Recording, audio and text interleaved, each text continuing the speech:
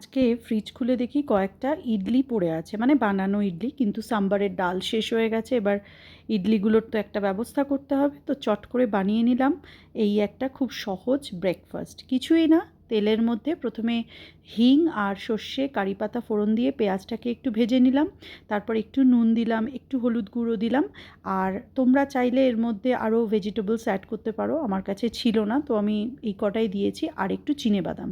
এগুলোকে ভালো করে ভেজে নিয়ে তার মধ্যে একটু সাম্বার মশলা দিলাম, দিয়ে আবার একটু নাড়াচাড়া করে এবার ওই যে করে রাখা ইডলিগুলোকে আমি ছোটো ছোটো পিস করে কেটে নিয়েছিলাম সেগুলো দিলাম, দিয়ে একটু হাই হিটে ভাজতে হবে যাতে ইডলিগুলোর গায়ে বেশ একটা লাল লাল কোটিং আসে।